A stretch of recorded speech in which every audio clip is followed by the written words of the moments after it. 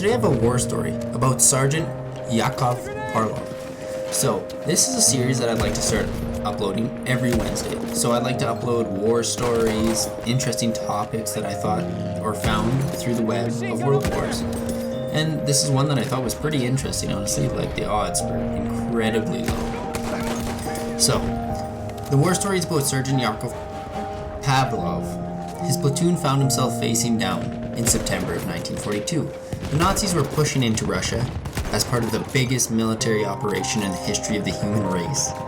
And everything was about to come to a head in the city of Stalingrad, with a battle over a single bombed-out apartment building. Parlov and his platoon was tasked with the thankless job of retaking the building after the Nazis had seized it. To get a snapshot of their mindset was like when heading in, I will have a picture there showing the abandoned building.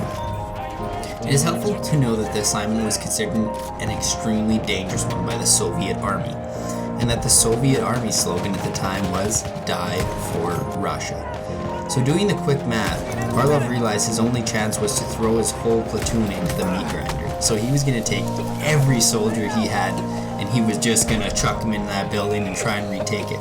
And we knew how aggressive that the Nazis were at that time. They were trying to take over the world and create this utopian society.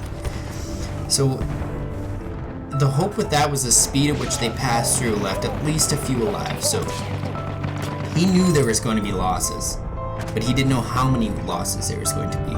He wanted his platoon to come out successful like anybody would. You don't want to lose life when you're fighting. So he lost but all 4 men in the assault, but eventually his plan worked and they took the building back. Something that was known as impossible during their time from many members in the platoon that had diaries.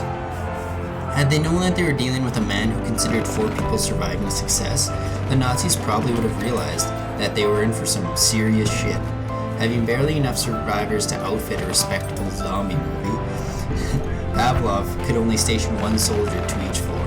However, the drop-dead gorgeous line of sight it offered was enough for them to unleash a mountain of unholy hell against all fascist bombers. The building was subject to a relentless fire, as the civilians were huddled in its basement. Parlov unit held out long enough to be reinforced by a still tiny 25 men got added to their platoon. Not a wizard, but that was all they needed.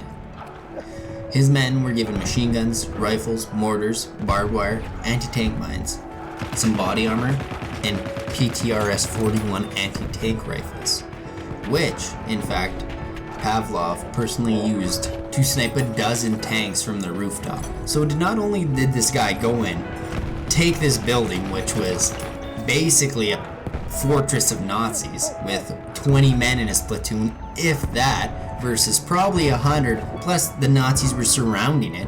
He took that building, but then he got an anti-tank rifle. He takes that anti-tank rifle and he snipes a dozen tanks. So they basically used what little equipment they had to convert the apartment building into an anti-Nazi death machine that could annihilate whatever came at it from a kilometer in every direction. As long as everyone considered their ammo and manned their posts. The only real danger posed to the building came from flamethrowers, because if a flamethrower lit that thing on fire at these times, buildings weren't necessarily constructed the way they are nowadays, so they're a little more vulnerable to natural causes. Fortunately, the legendary snipers like 19-year-old Anatoly Chekhov, sorry for butchering that, I'm not that good with Russian names, on the top floor. This usually resulted in a Viking funeral for the Nazis. So I will have a video on Anatoly Chekhov later on, because this guy is insane. Anyways, wave after wave, the German army tried to hammer this building. And they tried. I believe they sent like 15 platoons, so what is that, 15, 20? Like, that's a lot of people. Like, that's 300 soldiers they tried to take this building. What was there, maybe 30, 40 defending it? Like, and these guys were just sitting there with their anti-tank rifles, their mortars, like barbed wire, regular rifles. Like, this thing is insane. Like, I couldn't imagine doing that. War is something that is so controversial, and it's just so hard to act in. Like, to kill another human being, like, that's something that takes a lot from the mind and body, and that normally results in some sort of scar in your past.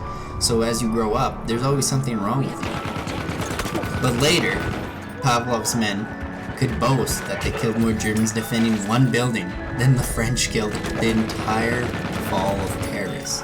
So we know how big the entire fall of Paris is. It was a mass war for Paris. But these men killed more people than the fall of Paris. And that is a big city. And unfortunately for French egos, they were still alive to boast. So by February 2nd the next year, the Battle of Stalingrad was over. This battle was gruesome. It was horrible. Like, not only were there Nazis attacking them, but their own dictator, their own leader, was not sending them food. And Russia lost more people in the war from starvation because their own leader would not send them food. So they had no food, no water, like no sustenance. They had nothing to keep themselves alive. And yet they were so victorious because of their dedication of their soldiers. So many civilians died in this war because of the miscarriage of people. But February 2nd the next year, the Battle of Stalingrad was over. Pavlov was named a hero of the Soviet Union, which is a hard thing to take from the Soviet Union, because we all know how the Soviet Union was back in the day. And the building he defended is made into a monument nowadays. And I'll have a picture of that, and I'll post it on the video. And if you guys would like to see more, please comment, rate, subscribe, tell me what I'm doing wrong, tell me what I'm doing right. And yeah, thanks guys. Thanks for coming out, and have a good one.